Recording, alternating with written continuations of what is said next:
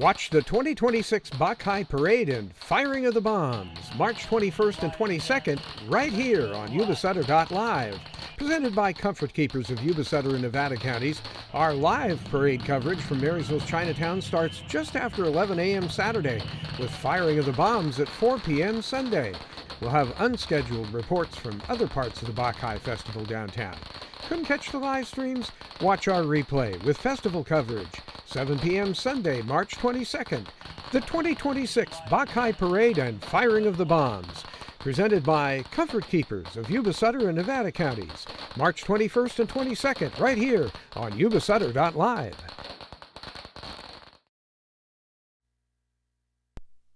Pledge of Allegiance, Seth Steven, Vice President of the Board of Trustees. Please stand for the pledge. Salute, pledge.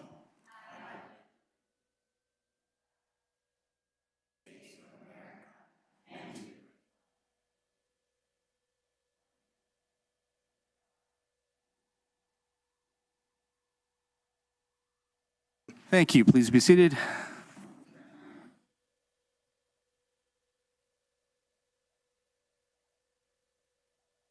Announcements taken in closed session. We have 3 resolutions to report out in closed sessions by a vote of 7-0. The board approved resolution number 2025-26/26, non-reelecting a certificated employee. Also, to report out in closed session by a vote of 7-0, the board approved resolution number 2025-26/27, reassigning a certificated employee to a lower certificated classification. And the third report out is in closed session, a vote of 7-0 by the board approved resolution number 2025-2628, reassigning a certificated employee to a lower certificated classification. Additionally, to report out in closed session on suspended expulsion contracts, EH 2526-39, 40, and 41. By a vote of 6-1, the board approved those suspended expulsion contracts. Additionally, revocation of suspended expulsion contract EH 2526-16. The board approved that unanimously, a 7-0 vote of yes. And also in reinstatements of EH 242552, the board voted 7-0 to approve that as well.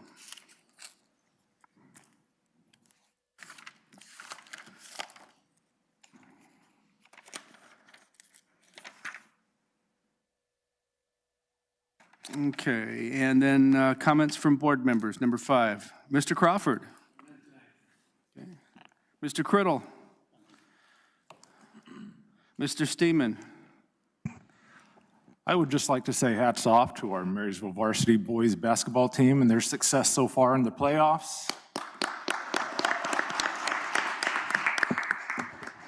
They put on a great show last week, and we're excited to see what they do going forward. We're proud of them. Thank you. Mr. Taylor. Mr. Yang. Mr. Fuhr. Thank you very much. Recognitions. Yuba County Spelling Bee winners.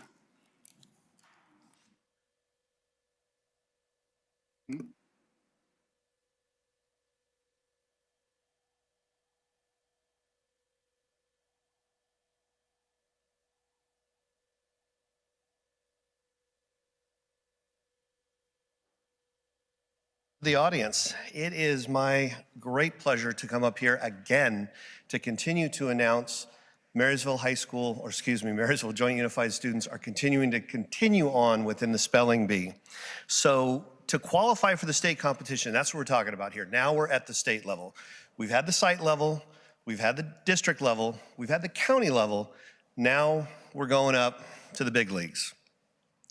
So for elementary students, they were required to take first at their school and finish in the top 4 at the MJUSD spelling bee and take the top 2 of the county spelling bee to get into the state competition. And it is my pleasure to announce Nicholas Villanueva from McKinney, 6th grader, took first place and will be representing Yuba County Elementary in the state spelling bee. Nicholas? Come on up.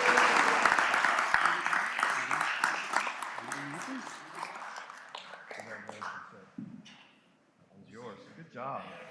Yep, we're gonna do pictures, whole 9 yards. Be just like Christmas all over again. Come on up.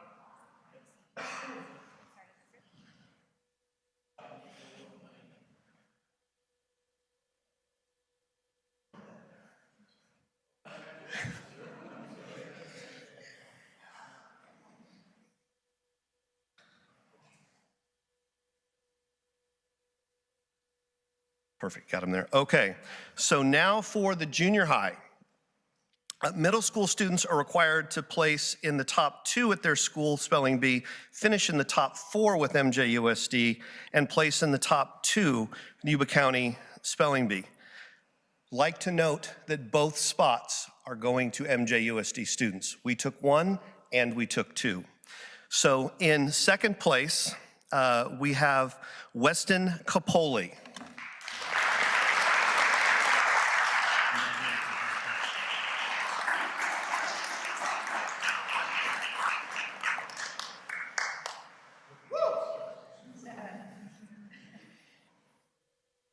Oh, yes, and he is from Foothill.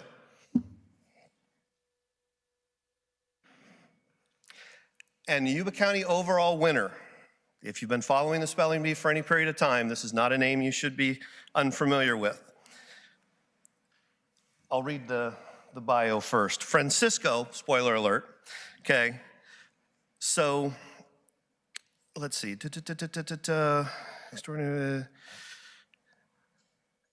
So he has taken the Yuba County Office of Education Spelling Bee in 24, in 25, in 26. So he's a three-peat here. And then last year, correct me if I'm wrong, went to state and took 15th place? 15th place. It's kind of a big state. So he will be representing us one more time, and he is it's Francisco Garcia Ledesma, 7th grader, Yuba Gardens. Come on up.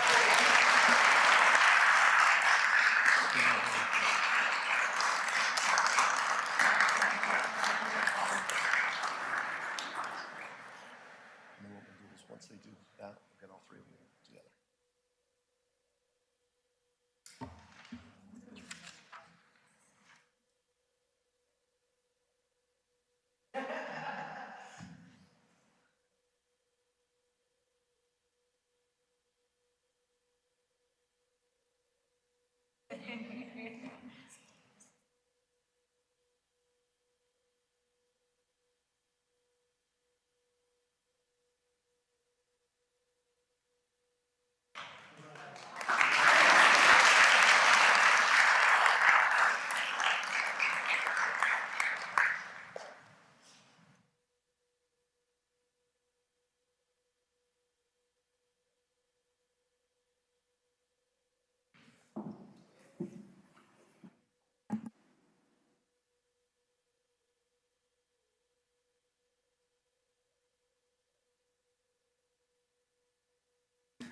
I had one question. Do you guys practice on the off season by any chance?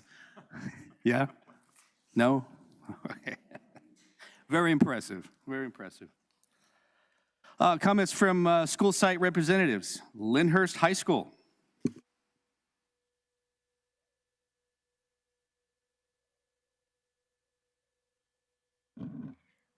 Good evening, board members, MJUSD staff, and committee members. My name is Isela Martinez, and I am the ASB treasurer for Lindhurst High School. March is music in our school's month, and our LHS Blazers have jumped in with both feet. On Friday, March 6th, our Blazer band performed for music students at our BOGA and will continue performing at our feeder schools throughout the month and into April. Also, on March 6th, our LHS choir headed the California Music Educators Association CMEA Northern Section Region 3 Choral Festival. Our choir received a rating of Superior, the highest rating you can achieve. This Friday, March 13th, the LHS band will be collaborating with the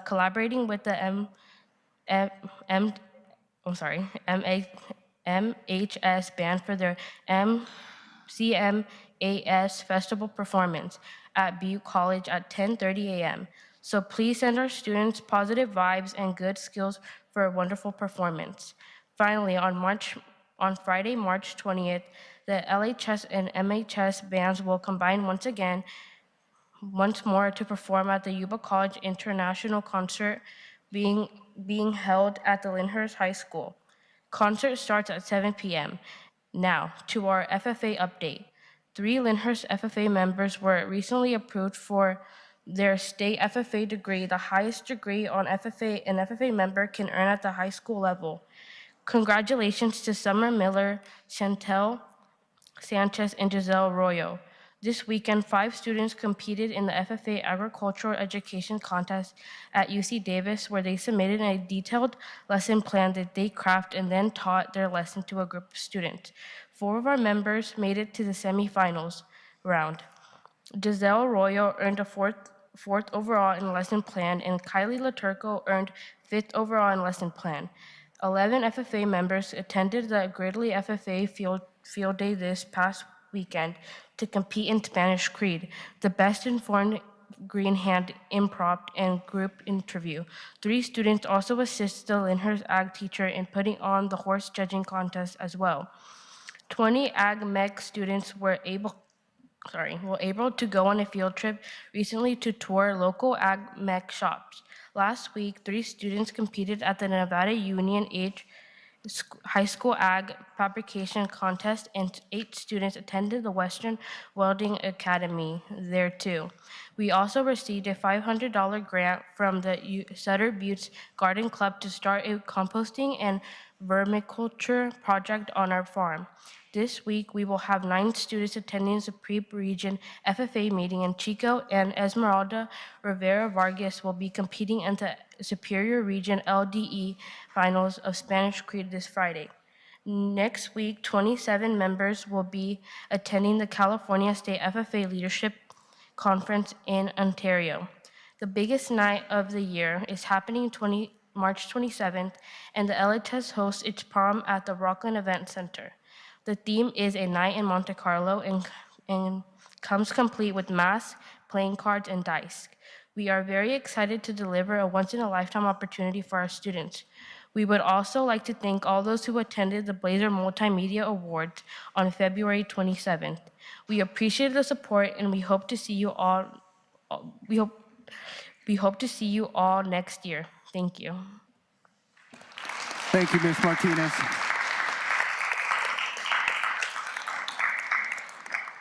Thank you, Ms. Martinez. Marysville Charter Academy of the Arts.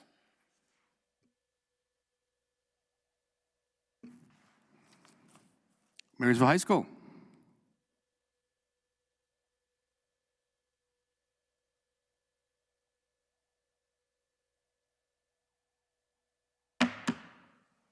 Good evening, board members. My name is Joseph Emiliano Charles, and I am the ASP president at Marysville High School. Recently, we've been gearing up for the new year by starting elections for next year's ASB positions and working to continue a welcoming environment for next year. Today, we had our 8th grade expo, where students were led by positive influence on the campus, including leadership students and AVID students. They went through our campus, stopping at stations with information on our CTE programs, pathways, and elective options. Many students were engaged with the many activities, including our closing assembly at the stadium, where we had many athletes give words of wisdom. We are extremely proud of our winter athletes and all of their recent accomplishments. Our athletics have come so far through our hard work and dedication to our sports.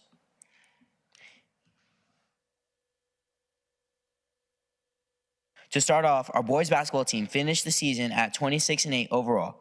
This team made the CIF Sac Joaquin Section Division IV semifinals and lost by 1 point to Venture Academy. By making the section semifinals, our team qualified for the CIF state tournament and won their first 2 games over Foothill and Chico.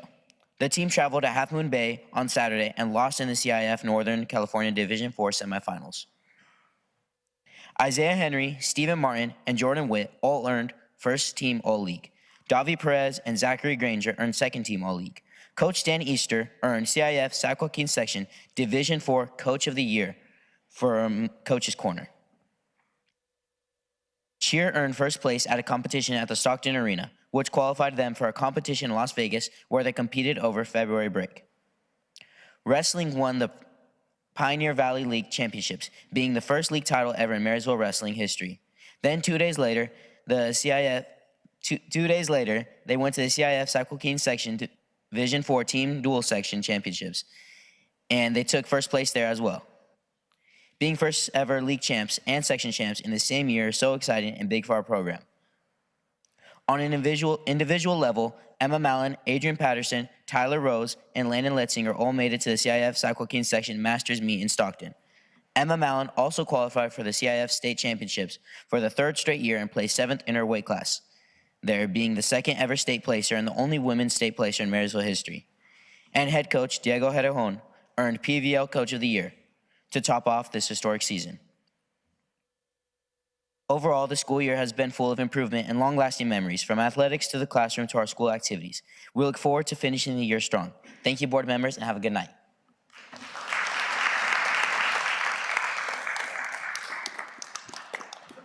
Thank you, Joseph. North and South Lindhurst High School.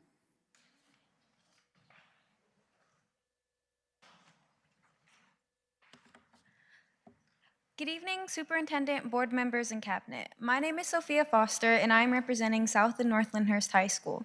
I would like to begin by sharing a recap of our 3rd quarter. This school year has been filled with activities and meaningful opportunities for our students, and this quarter was no exception. Just recently, we completed our Avid Family Night event. Students were recognized for their hard work, academic accomplishments, and commitment to community involvement. It was wonderful to connect with families and celebrate their child's dedication and the progress they have made this year.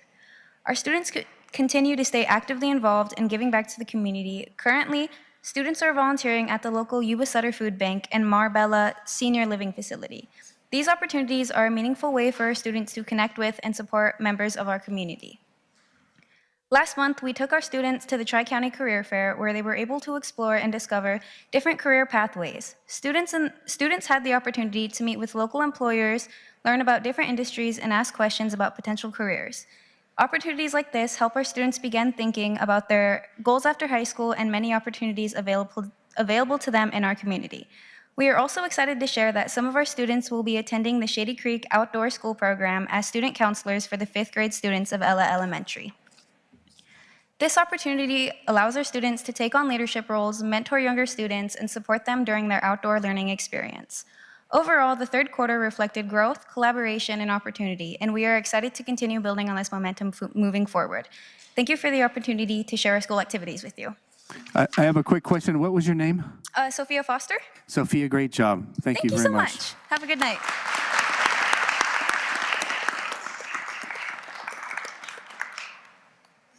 Opportunity for employee organizations to address the board. Ms. Angela Stiegel, Marysville Unified Teachers Association. Trying to kind of slow roll it so people have time to exit. So that way I don't take it personally. Actually, they can all leave now because it's behind my back. Angela Stiegel, President for the Marysville Unified Teachers Association. First off, congratulations to our spelling bee winners and best of luck as they continue on. Also, I would like to continue to congratulate our retirees. I will say it is getting to that point in the year where I'm really, really jealous as far as that list. But congratulations to all those people. We have a lot of people who have given a lot of years and a lot of tireless dedication, hours, everything to students. And so it is well deserved, but like I said, getting a little jealous. We're getting that spring fever and big time senioritis. So. Also, I would like to thank Mr. Eckert while I'm here. He and I have been having some really good meetings, some collaborative efforts going on there to try to help out with some things under Ed Services, so I do appreciate that, so thank you. Also, we do have a couple of job descriptions that are on the agenda later that I will speak a little more focused on later on, but I would just like to say here under MUTA time in general that I do have a difficult time, and my members have a difficult time understanding how we can yet again be adding positions here to the district. I do understand that one, from what I understand, is kind of a morphing of things, and another is straight up just an addition. I see that there's a PKS on the agenda, and I realize that you know, with all things said and done, PKS could be worse. It could be a longer list, but it also could be a non-existent list. And I do realize that it's not my unit, but I find it difficult to believe that a district anywhere, much less my own, can be considering adding positions in the district office when you are putting forward a PKS of any kind. It just really seems like a slap in the face to people who are doing the work in classrooms. And I realize that it may not be meant that way, but I wish that districts, including my own, would have that understanding that when you're talking about reducing jobs, when you are talking about, like I know even at my own site, we're looking like we're probably gonna lose at least one teacher at Marysville High School. We're losing teachers district-wide. And so if we're gonna be losing classroom teachers, I don't understand how we're adding people here at the district office. And on top of that, I would just like to remind the board that in very recent memory, it has been stated that we were going to be making reductions here at the district office, that under previous administration here, things had been allowed to kind of grow and grow and grow, and that we were then going to be rectifying that situation and riding that boat. And as far as I can tell, we may have eliminated one position, but I don't see anything beyond that. And so just a reminder, kind of bringing that forward. And like I said, I'll bring up some more specific deals with the actual job descriptions, but just as a kind of overview of things, I find it really hard to understand how we're adding here at the DO. Also, as far as bargaining, we have been at the bargaining table, and so as the district is aware, we have been doing that. Things are progressing. One thing that I would like to mention here this evening, though, is in regards to a recent proposal from the district regarding our professional day and our hours of employment. I would just like to remind the board that the members of my unit are professional educators. Professional educators. It's why I get so aggravated when I hear somebody say, I'm just a teacher. They're not just a teacher, they are so much more. But on top of that, we are all professional educators. And one of the things that indicates that we're viewed as professionals is the current contract language that we have. As a reminder, really, it costs the district absolutely nothing to treat us as the professionals we are. And you can do that by acknowledging our professional day language, but yet you want to alter that language. And the ways in which it's being altered are anything but treating us as the professionals that we are. And so I would also like to let the board know that we did officially let the district know also that we put in a demand to bargain in regards to ELOP and in regards to Prop 28. So we'll be having some work to do in those regards. And one final thing is probably a lot of people know from watching the news, but MUTA would just like to make sure that our union siblings from some of our surrounding districts know that we fully support them in their efforts. And so MUTA wants to formally put out there that we support the Twin Rivers Unified Educators and the Natomas Teachers Association and the Dublin Teachers Association in their strikes against their districts. They are looking for pay increases that are fair and reasonable. They are also looking for better health benefits. On top of that, we would also like to voice our support for the Plumas County Teachers Association as they stand strong in their tireless efforts to fight against layoffs and to stave off cuts to classrooms. Thank you. Thank you, Angela.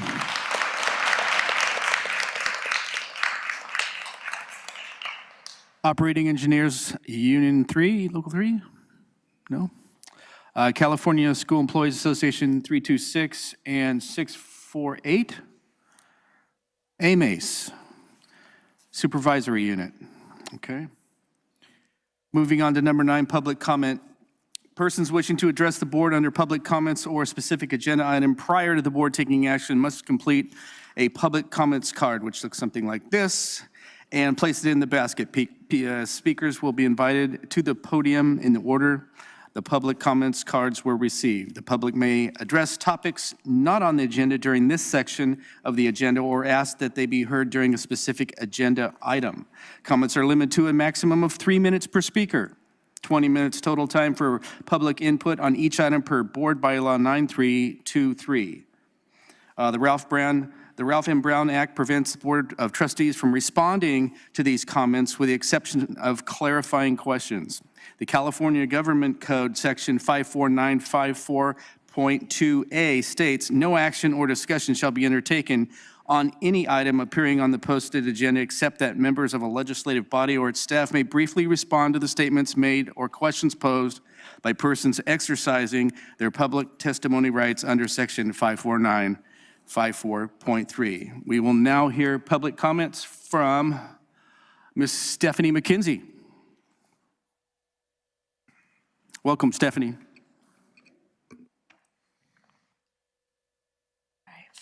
Well, good evening, everyone, board, superintendent, and a cabinet. I'm here to talk about the first ever Marysville Joint Unified TK registration event that we're holding at Kovalad Preschool on Friday from 8:30 to noon. And I've provided each one of you a flyer that shows that, and also a bracelet, and I'll talk about that in a second. But we're really excited about this event. It's, I need to introduce myself. I'm Stephanie McKenzie. I am the grant manager for the Community Schools Partnership Program. I work under the direction of Director Lori Guy. And we've been working hard on this TK registration fair. It's been a combined effort among our departments here with our attendants and students. I don't remember the name of that department, but Zach Pless's department. We also have our expanded learning department working with us. We have community partnerships that are joining us with our Yuba County First Five. The Child Care Planning Council has also given us some funding to support this. So it's community school funding, Child Care Planning Council, and then our community partners. We are planning to have vision screening, immunization information, expanded learning information there for the kids who come. The reason that we're doing this is because it's been historically, there's a lot of trip-ups and delays in the registration process at the beginning of the year with people not having all the paperwork and immunizations in order. And so it keeps kids from being able to attend right away for all of the days that they could be attending. And so this is an attempt to help people get ahead of the game and get everything in order so that when school starts, they can be there and not have any of those things to worry about. So it's about helping that successful transitions for families and students. One thing that we're going to do for our kids is once they've begun the registration process is to give them this little bracelet. They have cute little messages like big dreams start here with MJUSD, different little messages, and each one is going to get a backpack full of supplies to help them prepare for school, cutting practice, tracing practice, and things like that, reading.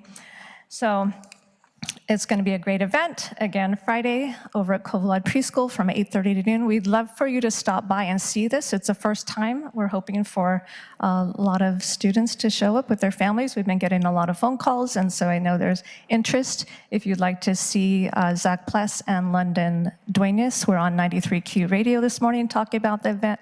They did a great job describing it and also representing Marysville Joint Unified. I'll be on KUBA in the morning to also talk about it. So that's about this event. Also for community schools, I'd love to invite you to our next tomorrow. Thank you. Great. Thank you, Stephanie.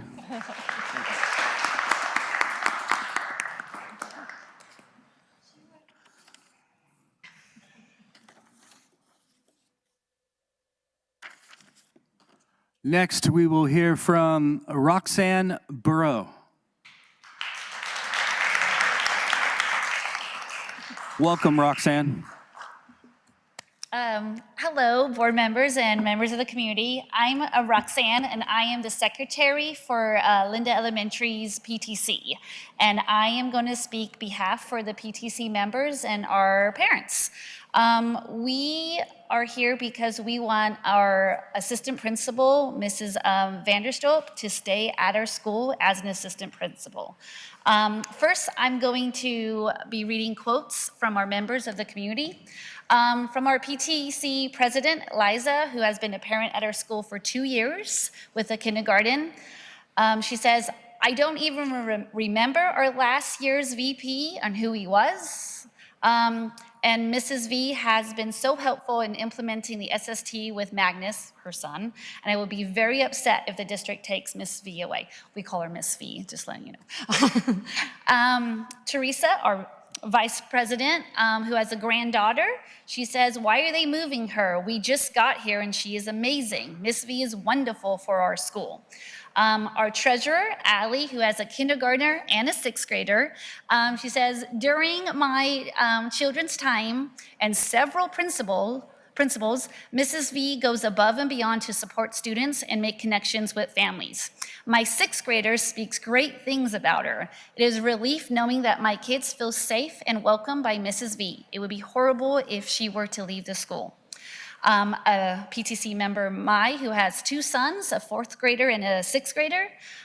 She says, leaders like Monica Vanderstroop are rare. We are stronger because of her. Losing her would be a real loss for our children, staff, and families. Rebecca, another member, she has been a parent at Linda for over 10 years.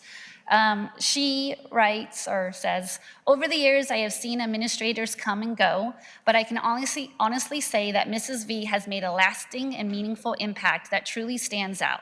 I have personally witnessed the dedication and heart Mrs. V brings to our school community. We can tell that she genuinely cares. She listens to parents, shares thoughtful ideas, and provides meaningful input that helps our school grow and improve. My own experience, I've been a parent at Linda for 5 years. I have a student, or my child, is on the spectrum, and he does not make relationships easily. Mrs.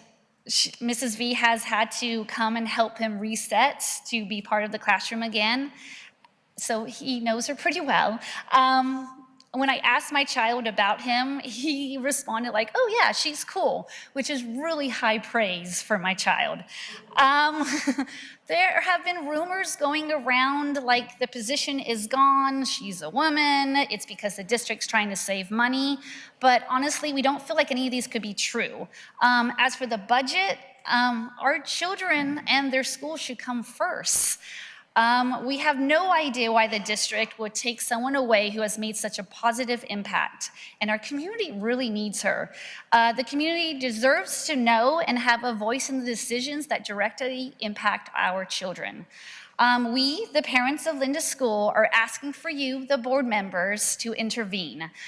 We voted for you to represent our schools and communities to help the district give our children the best. Miss V is the best for our children and school. Please don't take her away.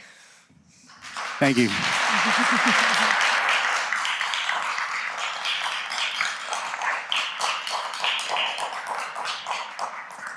Miss Lita Young.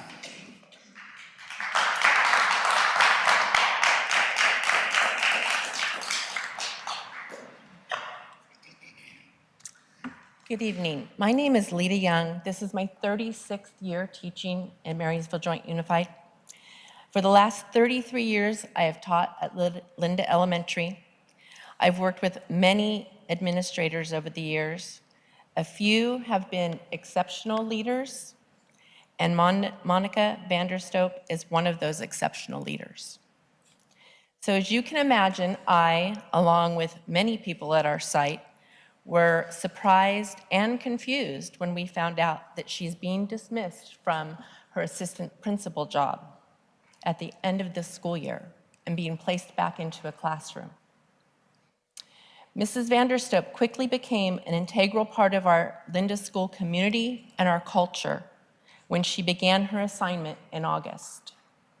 She's brought her effective skill set to our school so that students receive the education they deserve. She not only supports our students, but she supports our parents and our staff members as well. She engages and problem solves big issues and small issues, and she ensures the best for all of our students by doing so. Putting her back in the classroom, it's going to help some students, of course. She's an exceptional teacher, an exceptional administrator. But if she remains at Linda School, As our vice principal, she's going to help hundreds of students on a daily basis. The tenured teachers at Linda School want you to know how essential we feel that she is to our school. So last week we held a vote of confidence for Mrs. Vanderstoep. 22 tenured teachers voted. 21 voted that they have absolute confidence in Monica's ability to lead our school. This illustrates that an overwhelming 96% of our permanent teachers have confidence in her ability to effectively lead our school. We who work with her every single day feel that way. The teachers at Linda School respectfully ask you to reconsider your decision and return Monica Vanderstoep to the position of assistant principal at Linda Elementary. She is desperately needed at our school site. Thank you. Thank you, Rita.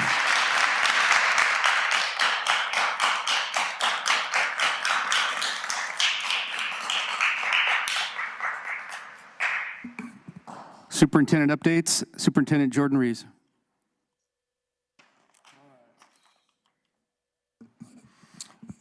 Okay, a few updates to share. First of all, congratulations to MCAA and Principal Eric Preston.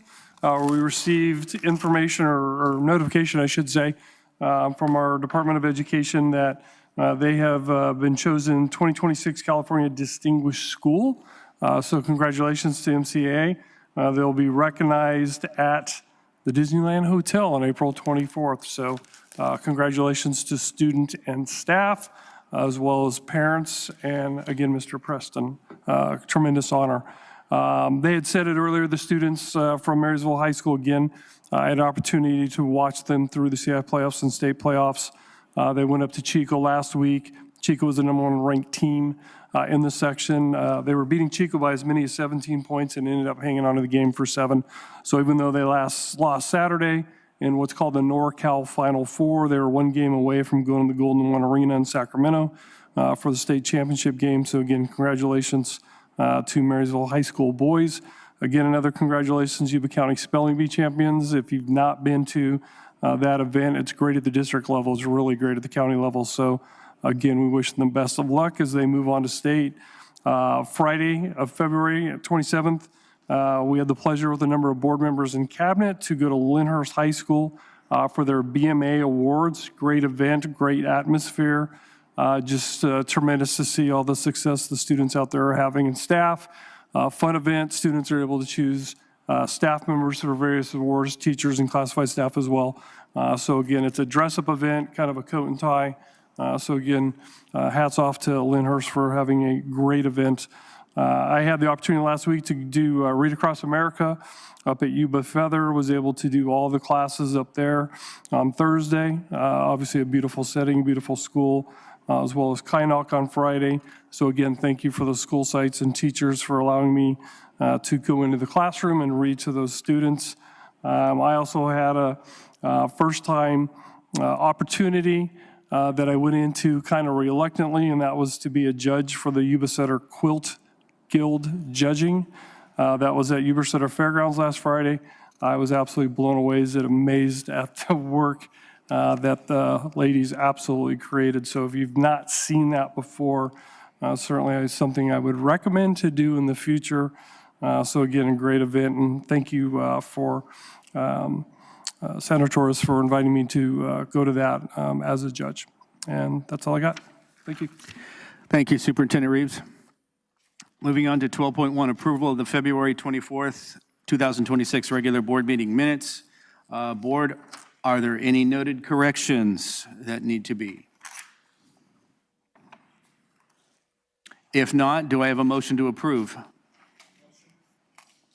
Oliver Taylor, and a second. Was that Mr. Fuhrer? Mr. Fuhrer, second. All in favor? Aye. Opposed? Motion carries.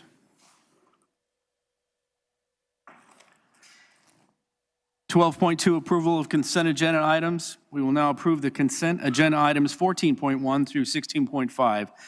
Board, is there any item that the board would like to pull for further clarification at this time? If not, do I have a motion to approve the consent agenda items 14.1 through 16.5? Mr. Crawford has a motion to approve. Do I have a second? Second by Mr. Steeman. All in favor? Aye. Any opposed? Motion carries.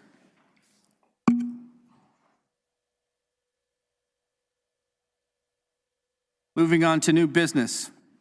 19.1, approve resolution 2025/26/19 for the elimination of classified particular kinds of service, PKS. Giving the information on that is Deputy Superintendent Gabe Simon. Thank you. I'm losing my voice, so I apologize. I don't know why. I feel fine, but there goes the voice. I haven't been doing karaoke or anything, I promise. So this is actually a classified resolution, not a certificated resolution as the attachment is labeled. It's the correct attachment. We need to reduce 3 categorically funded paraeducator positions. Most of those are at Yuba-Sutter.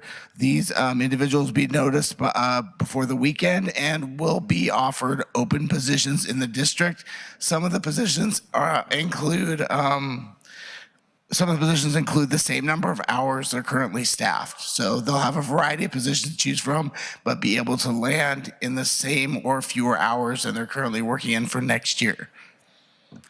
Board, do you have any questions for Gabe at all?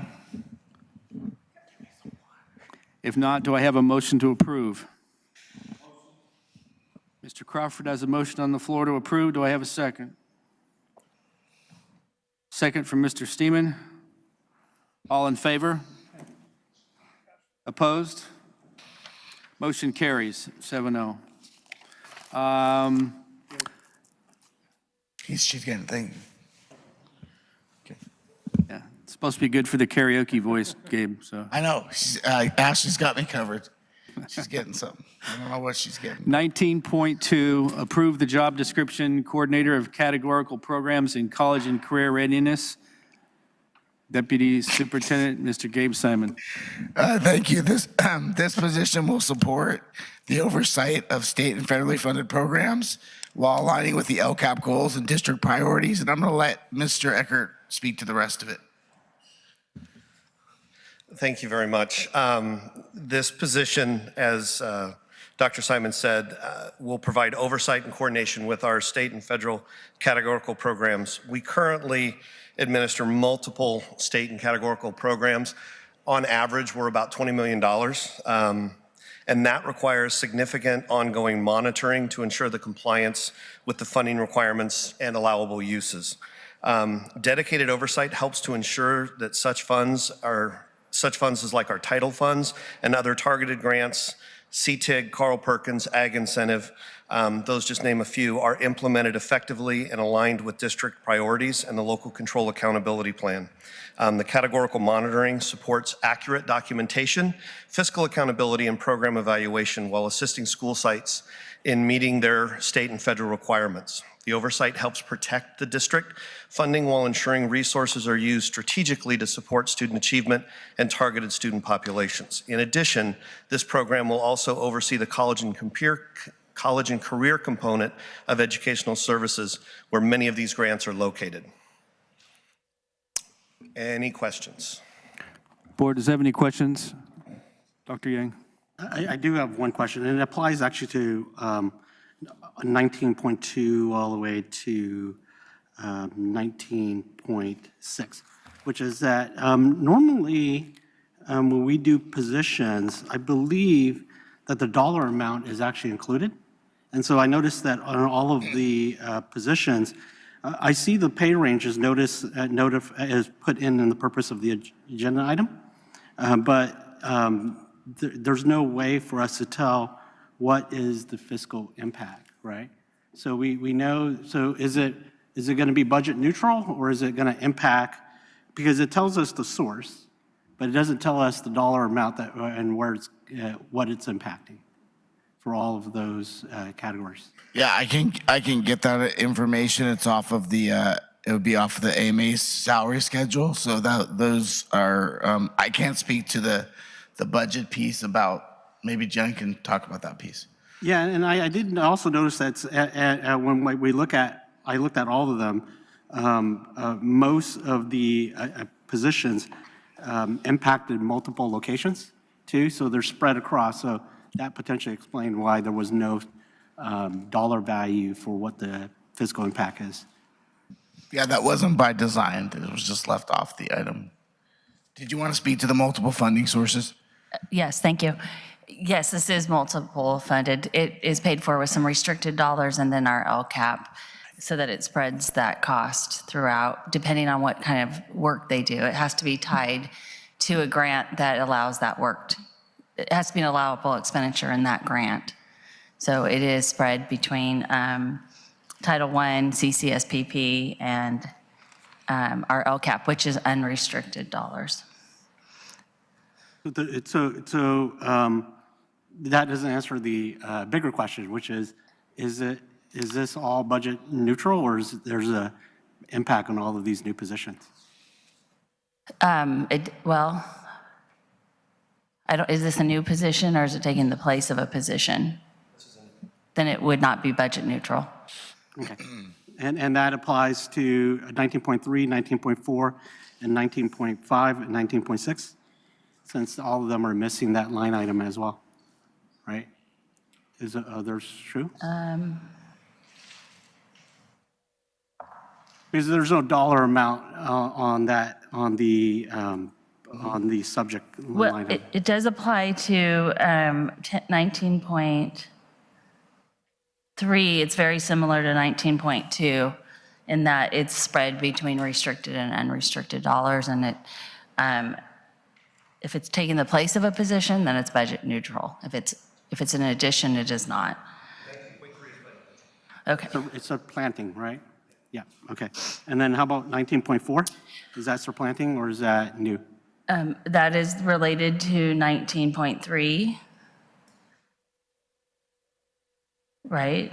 The wellness coaches, I think he's referring to. 19.5 and 19.6 are the wellness coaches, are strictly from restricted dollars, and they will not impact the unrestricted side of the budget.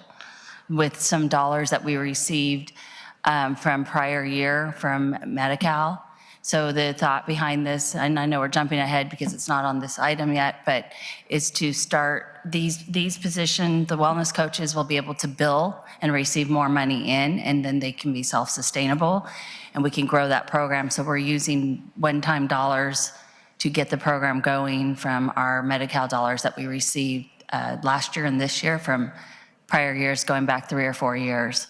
So we felt this was a good investment into some positions that then can bill and then bring in more income to keep those positions going and keep the program going.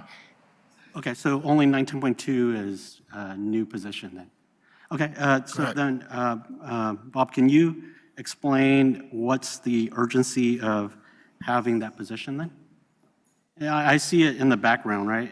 It does say that they're managing all of these grants, but could you elaborate that a little bit more further? Correct. So for all of, especially the federal grants that we have, there continues to be, and there has always been a federal monitoring process. There's just things we have to do to keep up with. In the past, there was a position for a long time that actually did that maintained, monitored, and made sure the reporting was accurate. Every year, or almost every year, we go through an FPM, Federal Monitoring Program. We did not go through one this year, and it looks like we may not go through one next year, but they are extremely thorough and extremely detailed. And for that fiscal side, we really need someone dedicated to just ensure that not only are we reporting things accurately, but we're also having that close eye monitoring.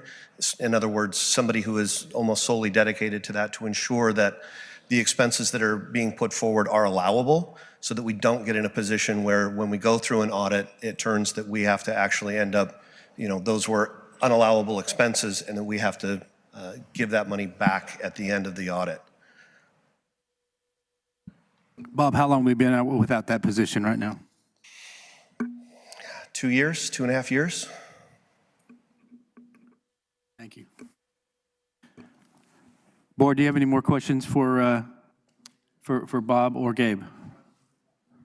If not, we have an open floor question from Miss Angela Stiegel. Angela?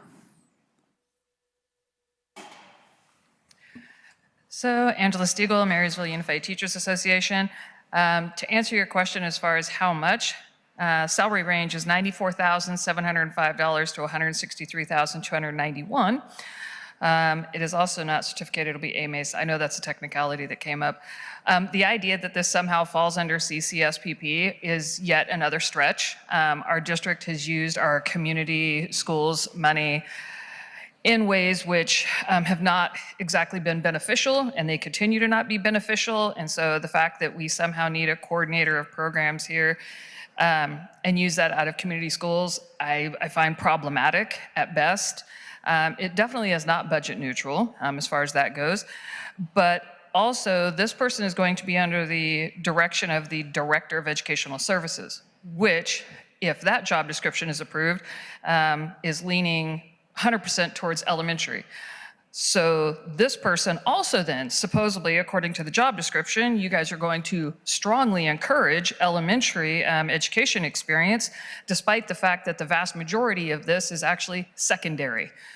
So it might behoove the district and the board to remember that we are in fact from a TK-12 unified school district. And so it just seems bizarre to me that a job description that is so heavy in secondary language and programs and grants and all would have as one of its education and experience deals that education and elementary experience and elementary education strongly preferred. Yet again, I just find it odd that we're trying to add positions here. And I did just hear the last exchange in regards to the fact that we've done without this position for 2 to 2.5 years. Not exactly, but also the teachers union, myself specifically, has stood up here for at least the last 4.5 years explaining to the board and the district that we kept applying for every grant under the sun. Every grant, every program that Follows Ronnie could find, she got us involved in. And we said then that you can't keep doing that without having somebody who's going to be making sure that we're spending the money correctly. Well, apparently we've been doing it somehow, some way. And so now we're going to spend another $150,000, $165,000 to make that happen when the district is telling your labor organizations at the bargaining table and here even in public that, you know, we're deficit spending, that we don't have money, that, you know, we need to lose teachers in other places. I couldn't understand the idea that we need to make sure we monitor things, but I think we can do it in ways that don't mean we have to add another 1 or 2 positions at the district office. Thank you, Ms. Stiegel. Board, this is an actionable item. Do you have any additional questions for Mr. Simon or Mr. Eckhart? With that then, I do need a motion to approve 19.2. Do I have a motion to approve? I have a motion from Mr. Crawford. Do I have a second?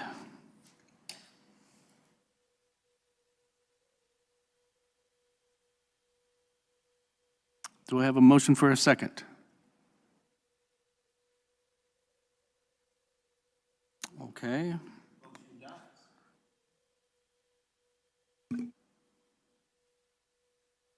Yeah. So I'm just waiting to see if everybody's still pondering. Okay. In that case, the motion dies. Do we want to rediscuss this and bring it back, or is that something in another time? I like to put in a suggestion. Yeah, absolutely. I would like to get a clarification from the question that I asked, if this is brought up again, which is that if you look at this, if it's grant funded, if restricted and it's grant funded, it's required by the grant. But when you look at, for example, 19.2, for example, there's both, it's a mix of restricted general fund and restricted general fund, right? Title I and community schools. So could we get a dollar value of what is coming out of unrestricted general fund? Because that's the important item, which is what's the impact of our general budget versus is the grant carrying the position? Yes, I can bring that back to you.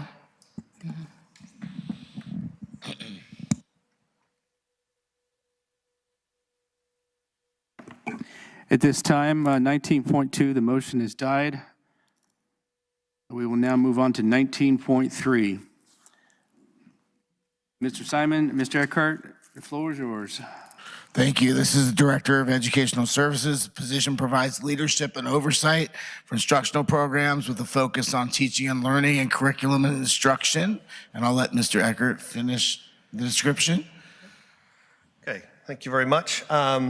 What we're looking to do is change the existing position of Director of Testing and Accountability to the Director of Educational Services. This position will provide leadership and oversight for key instructional programs that support student achievement and district priorities.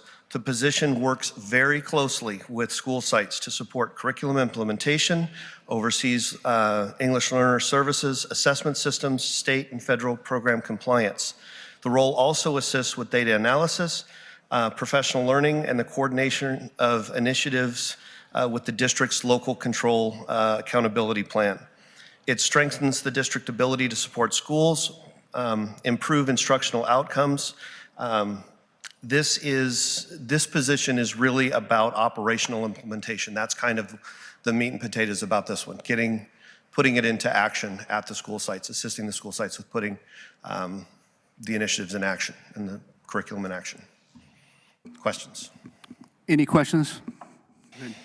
And I asked it in 19.3, but 19.2, but I'm going to just re-clarify it just so that I understand it correctly.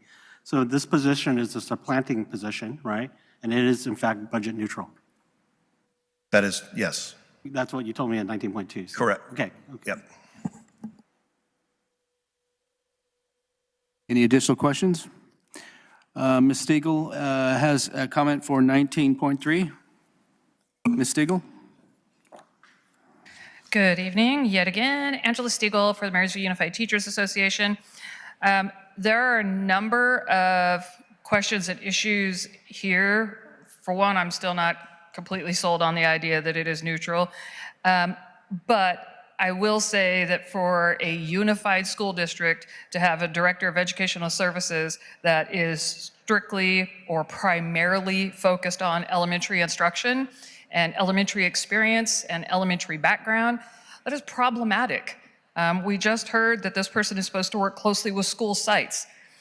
Well, we do actually have secondary sites in this district. I hate to point out the plainly obvious, but this person is also going to be in charge of the initiatives and curriculum being put into action. A lot of those are secondary.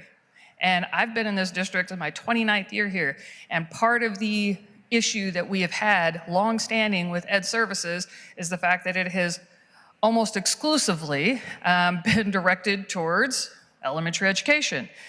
I do understand that we now have somebody who is the assistant superintendent who has secondary experience, but the idea that the director is going to be so geared towards elementary experience, but yet supposedly taking care of secondary programs and curriculum and initiatives is a bit of a problem.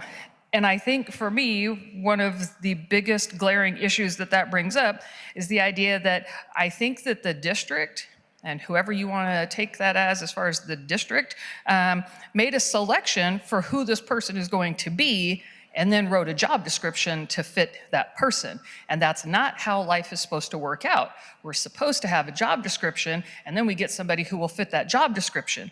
And there are a couple of reasons I think that. One being the fact that this job description says that it was board approved on February 24th. It wasn't even on the agenda for February 24th. Also, the fact that immediately after this, the next agenda item is the appointment of the person to serve in this position. So it doesn't exactly lend itself to the idea that we're being 100% transparent and upfront here. Just kind of putting that out there for you. I don't understand why we have to appoint right this minute for this position. If we really truly are having a job description for a job, I don't understand why it is that we wouldn't even be opening that up and having applications and having interviews and all that like a lot of other jobs. But especially when you have job description approved and then person for that job on the agenda right afterwards, it's problematic and doesn't exactly make it look like we're actually trying to write a job description for the best possible job here at the district. Thanks. Thank you. If I could provide some clarification, board.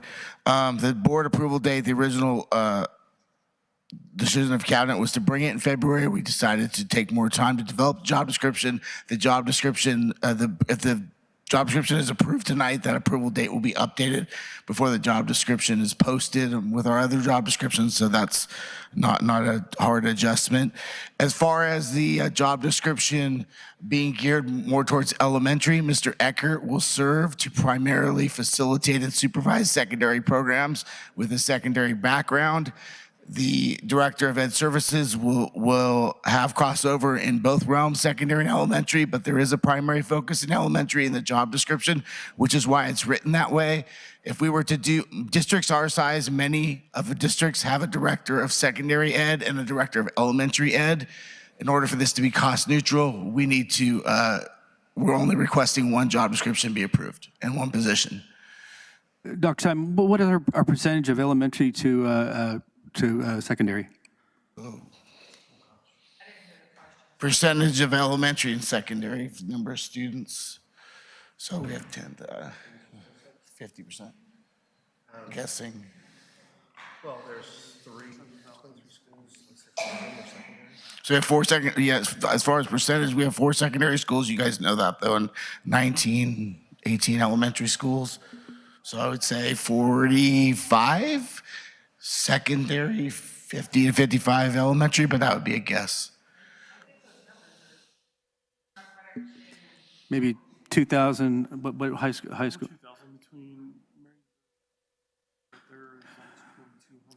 Say 2,500 total, and then the reciprocal of that Maybe is, like would be elementary. Yeah. That's a lot. That's a lot of people to serve, but okay, I get it. Any other questions for Ms. Simon and Mr. Eckert? Okay, gentlemen, I remind you that this is an actionable item. It is to 19.3 to approve the job description, Director of Educational Services. Do I have a motion to approve the job description of Director of Educational Services? Do I have a motion to approve? You have another question? Okay. I didn't raise my hand fast enough. It's all right. I just have a question, specifically just on the education experience on the job description itself, because it's only that one single line, experience in elementary education, strong preferred. And I understand your point that actually it's in the other places too, like in the ability to. The question for you is, if Bob is experienced in secondary school, why are we permanently enshrining this in a job description as opposed to just removing the language out? Which is, for example, when we're talking about ability to demonstrate educational leadership and administration and supervision at the elementary level, why wouldn't it just be the schools that are within MJSD? Because by approving this, we're enshrining this position as a elementary level position, and if in the future Bob decides to retire, he wins the lottery tomorrow, that means now we do the reverse, right? The assistant superintendent of ed services has to now, we're limited to finding who we have to find to meet the secondary qualifications. Yeah, I can appreciate the concern. The job description and the request for action is based on the current needs of the district. It's very typical if we have different needs or changing needs for us to revise a job description in the future.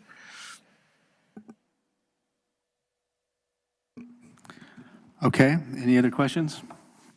So with that, I need a motion to approve 19.3 of the job description, Director in Educational Services. Do I have a motion? Mr. Steeman has a motion on the floor. Do I have a second? Mr. Yang has a second. All in favor Do I have any opposed? One opposed? Motion carries 6-1. Number 19.4, appoint a Director of Educational Services effective 7/1/26. Again, Deputy Superintendent Gabe Simon to present, and Bob Eckhart. Okay. Thank you very much. So with this, it is my recommendation to present, to place Heather Marshall, who is a longtime administrator within this district, highly respected by her peers, and currently is often used as the go-to person for questions by other site principals. Her knowledge, connections, and leadership makes her a perfect choice for the Director of Educational Services. Board, do you have any questions for Assistant Superintendent Eckhart? If not, do I have a motion to approve? Motion to approve is for Mr. Crawford on the floor. Do I have a second? A second for Mr. Steinman. All in favor? Aye. Any opposed? Motion carries 7-0. That sounded like a gavel. Thank you. Moving on to 19.5, approve the job description, wellness coach, and salary schedule. Again, Deputy Superintendent, Mr. Simon. Thank you. This is a wellness, there's two job descriptions. The first is a wellness coach 1 with a salary schedule, both wellness coach 1 and the next item, wellness coach 2, are on the same salary schedule. This is a classified position that was negotiated with our CSEA unit. This is a position that is in the realm of Children, Youth, Behavioral Health Initiative for behavior and mental health support. I have Wakita Wilson here, who's our coordinator in special ed with a focus on early childhood, who could speak about the ability for I probably answer all the questions you have better than I could, and then also be able to speak more if needed to the ability to build back these services that these wellness coaches are provided and bring some revenue into the district. Hey, Ms. Wilson. Welcome. I'll bring this down to my level. All right, I don't know if you have any questions, but I'll just give you a brief synopsis of what a wellness coach is here in California, which is a new position across the state, entry-level position.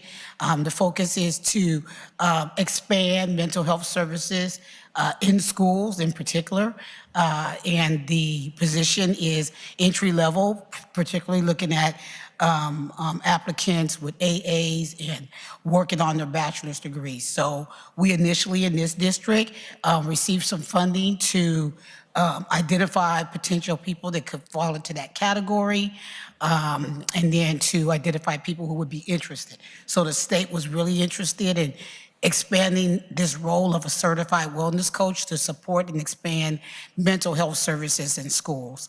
It's a total shift in the mental health world.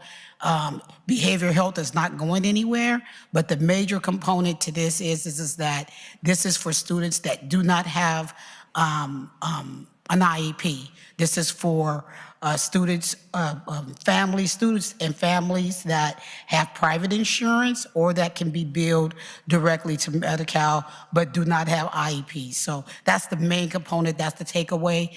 That's the revenue stream that would be coming back to the district through these positions. We are thinking about, we're only asking for 2 positions at this time to support the current social workers that are here in the district. And they are on four of our campuses right now. So it'll be entry levels to support the work the social workers are doing right now at 4 of our campuses, to pilot it, see how it works, look at our revenue stream. We've been doing really good with our revenue stream from Medi-Cal, but being able to expand that to students without IEPs as well as private insurance is really a game changer for schools that are moving toward this endeavor. So just quick follow-up question. Jen, you know offhand what our Medi-Cal reimbursement billing was for the amount? Was it $500,000? That we received from prior year? Yeah. We have about close to $5 million that has come in. Okay. 5 million. Okay. So this position essentially would help and continue to recoup? Yes, they would be able to revenues? bill and bring in more, yes. Okay. And just to clarify, these are restricted funds, correct? Correct. Okay, thank you.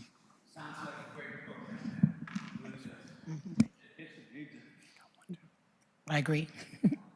I got a quick question for Jennifer. Just to clarify, I've read through this and I can't see one way or the other. Is this a temporary short-time position that we're looking at, or is this going to be something that's ongoing? I believe these are ongoing. Thank you. I get some clarification. You said this position would help drive the income from Medi-Cal, is that correct? Correct. So these positions work directly with students, and they'll be able to bill. And as Wakita was saying, the goal is then to also bill private insurance, but right now we could bill back for Medi-Cal. Do the parents get notified before we render any medical aid and bill Medi-Cal? Or do we have? There is an extensive process, and as we enroll, as we expand our services, it grows every day. So like, for example, every other day, there's a new private insurance company that is part of the Carolyn, which is the state's management company for CYBHI. So for any initiative under this initiative, more and more private insurance companies are on board, and we're able to bill them directly, and then Carolyn does the billing for us, and then that's how we get paid. Okay. Maybe I just didn't hear the answer to the question, though. So at any time, can medical services be rendered without a parent's knowledge? No. Through Medi-Cal? It's highly recommended that we have informed consents. This is what we're doing right now in the district. Social workers get parents authorization to provide a service, as well as moving forward, we will be also looking at consent to bill their insurance. That's a small view of it. It's a lot larger endeavor as far as billing is concerned, which is why we're only starting very small, because we really need to figure out how to scale what could potentially be a big endeavor for the district with regards to the billing and working with insurance providers. Parents must have authorization. They must sign off unless this child is 13 and above, but our district would adopt a policy that we get, and that's what we're doing now.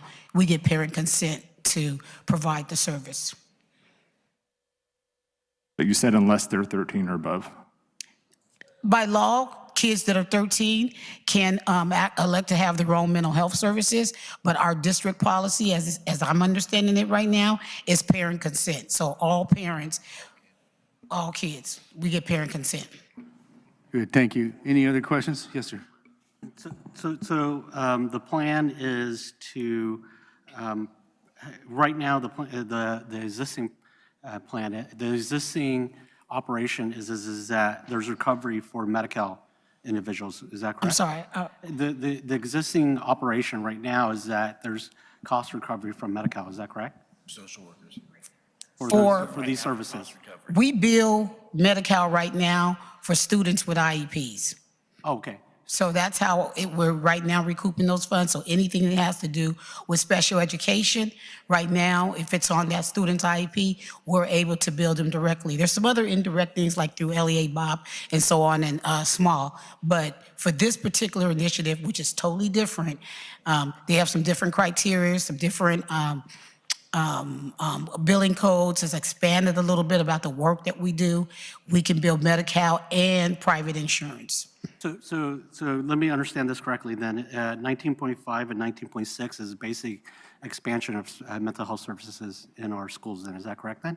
Because a role in schools for mental health, yes, sir. Yeah, because right now we're doing IEPs and students with IEPs. Now this is now to the general public who has both Medi-Cal and private insurance, is that correct? Yes, sir. Okay, so side question, since we're expanding mental health service for our students, what if a student doesn't have Medi-Cal or private insurance? Then we still can provide that service to those students. This is my understanding in the weekly meetings that I go to. We still would be able to bill them. We still can be able to bill for the service. We're just looking for an opportunity to recruit funds from people who have insurance first. But if you don't have insurance, we're going to still bill and file a claim. Oh, and does the state reimburse us on it, or are we Yes, just sir. long shot? Okay, Mhm. okay. Any other questions? So this is an actionable item. 19.5, approve the job description of Wellness Coach 1 and salary schedule. Do I have a motion to approve? Yang. And a second from Mr. Criddle, Gary Criddle. All in favor? Any opposed? One opposed? 6-1. Motion carries. Now I have a question. The next one is 19.6. It says Wellness Coach 2. I might assume that that's a different level? It's a different level of a similar role with reimbursable and asking for the to bill insurance to just recoup some of those costs. Higher level of education required, some other requirements in the job description. We'll work with Wakita, her staff, as well as the other wellness coach and social workers and mental health professionals across the district. The idea is to start with just one FTE full-time equivalent of Wellness Coach 1 and one FTE full-time equivalent of Wellness Coach 2. Most likely the Wellness Coach 1 will be based at Yuba Gardens, and most likely the Wellness Coach 2 will be based at Marysville High School. Okay. Thank you for the clarification. Any questions for Dr. Simon? Any additional questions for Ms. Wilson? No? With that, 19.6, approval of the job description Wellness Coach 2 and salary schedule. Do I have a motion to approve? Mr. Yang on the floor for a motion and a second. Second, Mr. Crawford. All in favor? Opposed? One. Motion carries 6-1. Thank you. And moving on to 19.7, 2025-26 initial bargaining proposal from Marysville Joint Unified School District to operating engineers, OE3, public disclosure and action. This is an actionable item, and Dr. Simon will present. Thank you. This is our district proposal to operating engineers, which is our largest classified bargaining unit. This is the last of the Sunshine proposals for this year. This is our final union to Sunshine. We look forward to negotiating and collaborating with OE3. Any questions for Dr. Simon? With that, can I get a motion to approve? I have a motion to approve from Mr. Crawford, and how about a second? A second from Mr. Steeman. All in favor? Any opposed? Motion carries 7-1. Moving on to 19.8, 2025-26 initial bargaining proposal from operating engineers OE3 to Marysville Joint Unified School District, public disclosure and action. Again, Mr. Simon. Thank you. This is OE3's proposal to the district for the same year of negotiations. Any questions? With that, can I get a motion to approve 19.8? Mr. Fuhrer on the floor for motion, and a second, please. Oliver Taylor on a second. All in favor? Opposed? Motion carries 7-0. Thank you. Thank you. And thank you, Ms. Wilson. 20.1, approve the 2025-26 second interim financial report. Presenting is Assistant Superintendent, Ms. Jennifer Pasalia.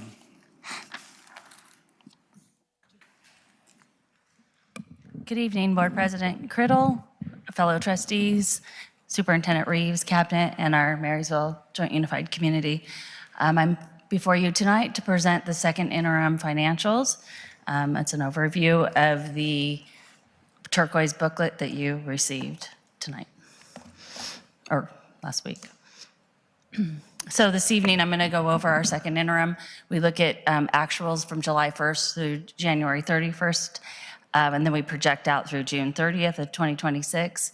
We are asking for the board to approve this tonight with a positive certification. That means that we project, even though you'll see later in the slides that we are deficit spending, but we still will be able to meet all of our financial obligations for this current year and the 2 subsequent years. I'll go over the budget cycle, then I'll go through the changes since first interim. I'll do an overview of our revenue and expenditure update. We'll look at our fund balance, and we'll look at our multi-year, and then what happens after this. So as you can see, you see this budget cycle every time I present. You can see we're here in March with our second interim financial report. We're going to start working, as you heard from Bob, that we'll start working on our LCAP, which ties to our budget for the 26-27 fiscal year. In May, we'll hear back from the governor's proposal from January and find out what's going to be in our budget for next year. And then we will ask the board to adopt our LCAP and our budget in June, and then we'll start this over in July.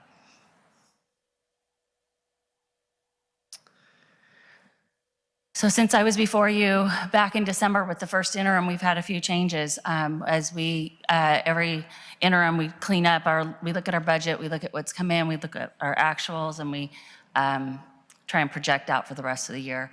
So we received about $237,000 more in our LCFF dollars for revenue. This is our revenue page. In federal, for restricted, we've received about $41,000, and that's just a small increase in entitlement and restricted federal grants. In our other state revenue, we've received about $1.5 million total change.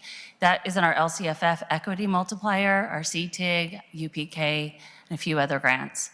In our local revenue, it's a $4.6 million increase. 3.2 of that is in our unrestricted. That is mostly from a 24-25 interest from the county treasurer. They were behind in getting us our interest, and we projected out when we closed the books, but we didn't have an exact amount. So we received more than what we anticipated. So that was the difference there, the 3.2. And then the 1.4 million in our restricted changes for our local grants, that Medi-Cal billing we were talking about earlier, and some other local grants. So overall, we received 6.5 million more, or anticipate to see 6.5 million more in our revenues since first interim. Then as we're tightening up our revenues, we're tightening up our expenditures, we're dropping down any vacancies we didn't fill, we're trying to clean up, we're really trying to project what it's gonna look like when we close the books. So in our salary and benefits, it was about a $1.9 million savings to a decrease to our expenditures. And a lot of that was we went through, as I just said, looked at our vacancies, saw that we weren't going to fill them, dropped those dollars down. And that includes certificated, classified, and all the benefits that are associated with those positions. Books and other supplies, we had about a $750,000 savings in our unrestricted, and 141 in our restricted, about a $900,000 budget alignment. You'll see that that is a decrease, but then you'll see on the next line with our services and other operating costs, we have an increase. A lot of times in our grants and our site discretionary, we'll put money that has not been budgeted yet or assigned in the books and supplies expenditure line, and then we move it out. And so that's why you'll see a decrease there, but you'll see an increase. It's pretty close to a wash. Also, you'll see some of that change in the capital outlay and other outgoing. It just depends on how those dollars are going to be spent. We do see a decrease in the capital outlay and other outgo. We did, as I said, when we were cleaning up positions, we cleaned up our contribution, our special education contribution. So we have a savings there of about $812,000. So overall, we have a $1.4 million decrease in our expenditures expected.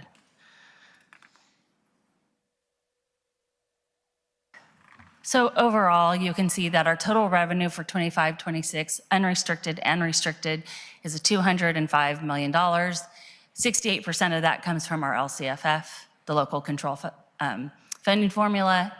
And then you can see the 38% other state revenue. Those are our restricted dollars, such as our ELOP program and other state-funded grants. Our expenditures, we are projecting at $230 million. Most of that, as you can see, 68% goes to our salary and benefits.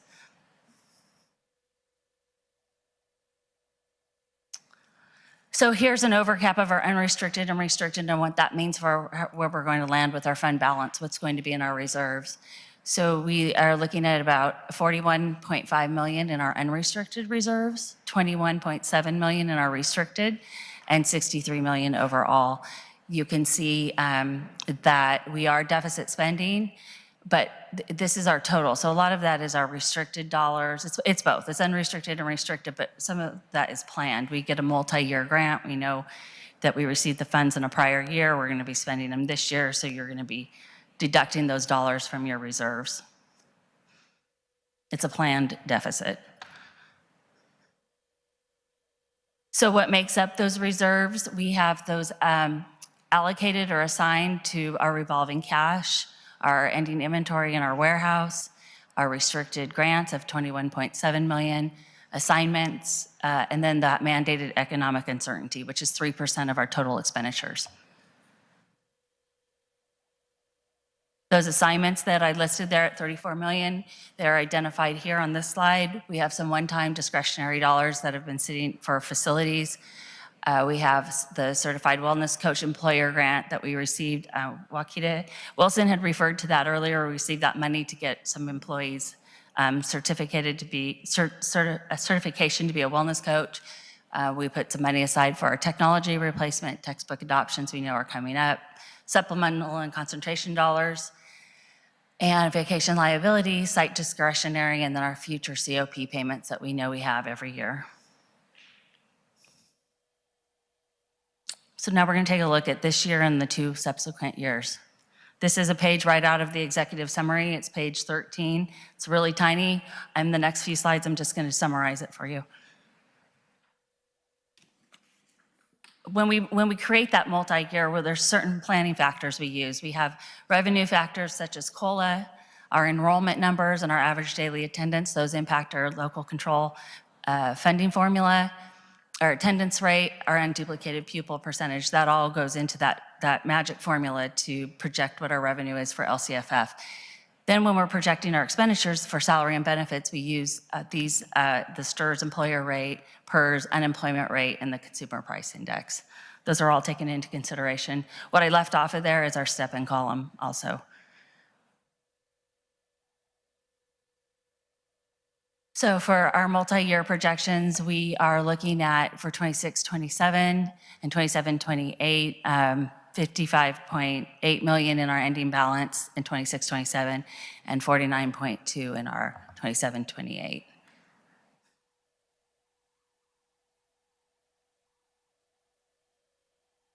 So in January, we heard from Governor Newsom. He made his proposal for the 26-27 budget. And so these are a few things that were highlighted. In May, we'll find out more. We'll find out what's going to stick. And then in July, we'll see what's enacted. But they're projecting a modest deficit for the state in 26-27, despite strong 25-26 revenues and larger projected deficits in the following years. They're associating that with increased state costs.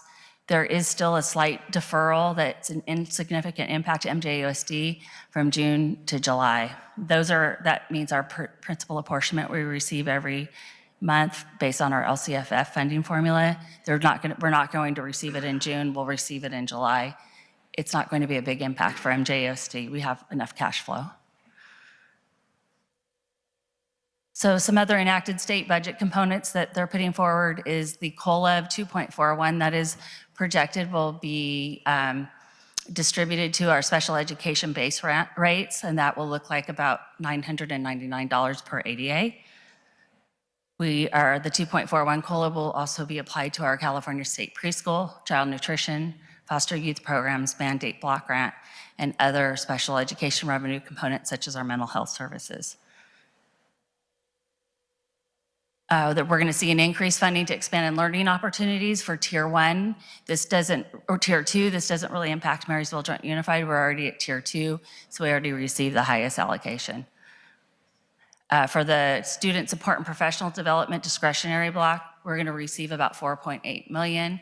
Those are one-time dollars with a 2030 spending deadline. Those are given to us because the 24-25 revenues for the state came in higher than they projected. They need to make us whole. They owe it back to us They're giving it to us in one-time dollars. And that can be used for professional development, teacher recruitment, retention, career pathways, and also address rising costs. We're going to receive, they're going to make the Learning Recovery Emergency Block Grant whole. I don't know if you recall a few years ago, they cut it down, they cut it back. That looks like about 1.5 million for Marysville Joint Unified. They're projecting, they're proposing putting the community schools grant, they're going to expand it and make it ongoing funds, and it'll be based on a different model than what we've had with our other community school grant. They're going to continue to allocate to Proposition 2 facility bond, kitchen infrastructure and training program. They're going to put some more one-time dollars there. They're going to put money towards literacy screening for kindergarten, first and second grade at-risk students. And then they're putting $100 million towards dual enrollment, dual credit opportunities for students. So what's next? We're going to continue to work on the 26-27 LCAP, which ties to our budget. The budget and the LCAP are aligned. We'll continue to evaluate those restricted funds. How can we maximize those resources? Continue to watch our position control and look at our expenditures for cost savings. What's coming up next? I already said we're going to be working on LCAP and budget. The state budget, we'll be watching that between now and June.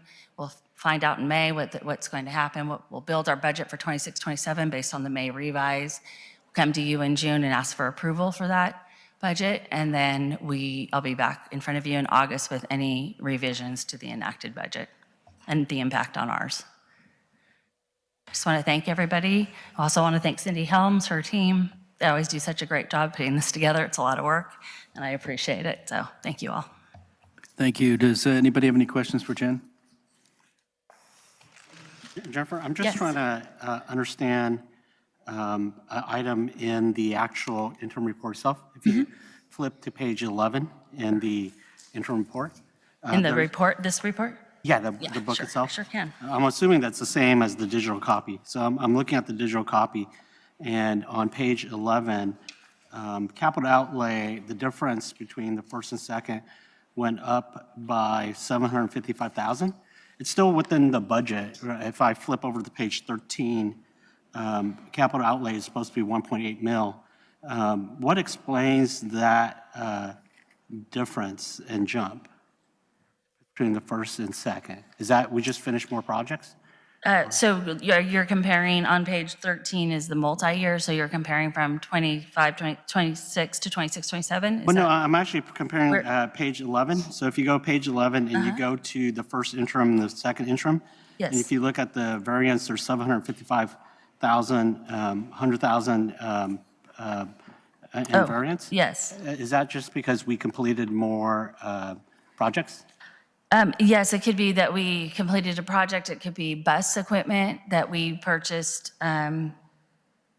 Because that number puts us because it right. increased. So we had more expenditures. I could dig in and see what that is, but it would either be a facilities project or maybe And the reason why I ask is that if you scoot over to the unrestricted side for second interim, it's 1.842, right? 1,842,000. And if you scoot to page 13, what you see in capital outlay is that our budget for the unrestricted is 1.8 mil. So it's right on it. So are we under the assumption that we're not going to go over the capital outlay? I know that we're currently underspending, but if you look at that projected budget, those numbers are the same. So that means that we're not expecting to spend any more capital outlay. Is that correct? So the first column on page 13 is 25-26. It's the same as that column we're looking at on those three columns on page 11. Oh, okay, okay. So it doesn't change. We're then, on this page 11, we're comparing it to first interim, and it did increase by the 755. And then on the multi-year, we're comparing this year to the next 2 years. Okay, so that 755 is potentially because we completed some projects. Yeah, it's potentially, it's in our unrestricted, so it's probably that site discretionary in our assignments for facility, or not site discretionary, in our assignments for, I talked about, let's see, I'll show you.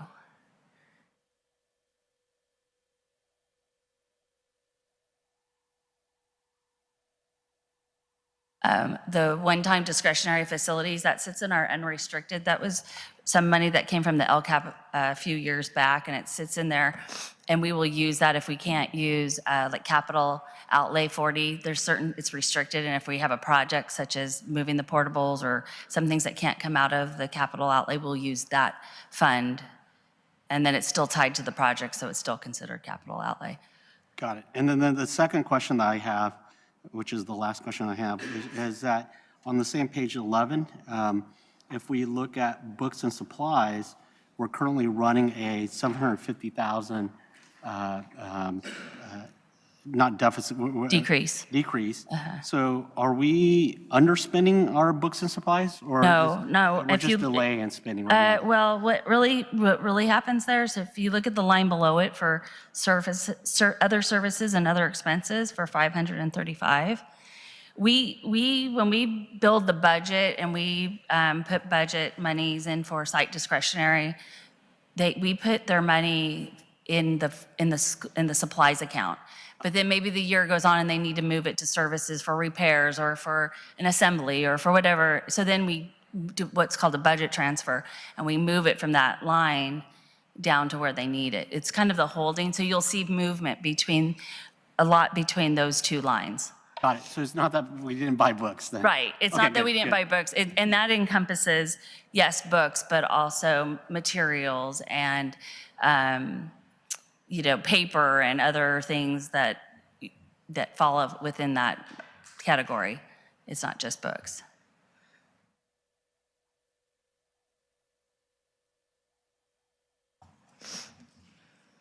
Any other questions for Jen?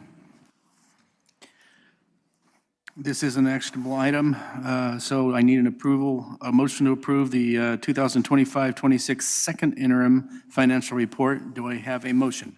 Motion. Mr. Crawford, and a second. Second from Mr. Steeman. All in favor? Any opposed? Motion carries. Moving on to 20.2. 20.2, open public hearing for approval of the resolution 2025-26/25, increasing school facilities fees and approve the developer fee justification study. Jen? Yes, so this requires a motion to open for public hearing, and this is required by law. Every other year, the State Allocation Board reevaluates the developer fees amount that we can charge. And then in order for us to actually charge those fees to our developers, we have to do a developer fee justification study. And so this study's attached. We do have to have board approval, and the study does justify us charging that dollar amount, which I believe is $538 a square foot. It rose from $517 a square foot for residential. Okay. So do I have a motion to open up the public hearing? Mr. Criddle, and second, Mr. Fuhrer. All in favor? Aye. Motion carries 7-0. Do we have any public comments at this point? No?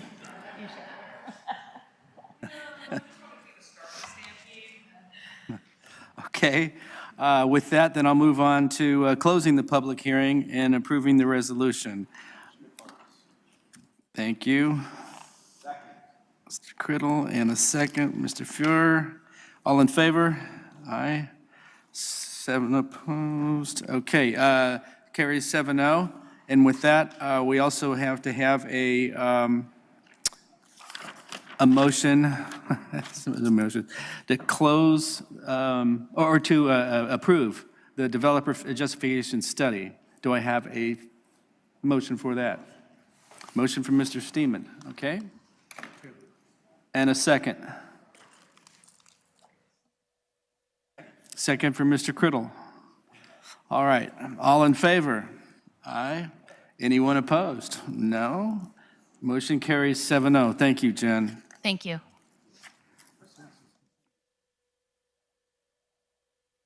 With that, we'd like to thank everybody, and our next regular scheduled meeting is March 24th, 2026. This meeting is now adjourned.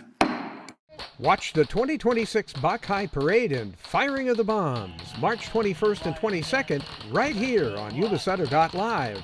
Presented by Comfort Keepers of Yuba-Sutter and Nevada counties, our live parade coverage from Marysville's Chinatown starts just after 11 a.m. Saturday, with Firing of the Bombs at 4 p.m. Sunday. We'll have unscheduled reports from other parts of the Bach High Festival downtown. Couldn't catch the live streams?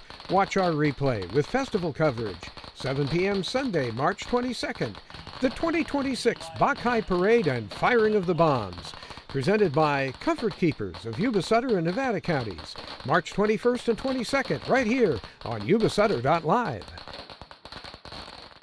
Hi, I'm Neil Goforth of Comfort Keepers of Yuba-Sutter and Nevada counties. Caring for elders or even yourself has challenges. Comfort Keepers of Yuba-Sutter and Nevada counties can help you address today's issues and plan for tomorrow with in-home and specialized care for you or your family members. Call us at 530-749-8800. Comfort Keepers of Yuba-Sutter and Nevada counties.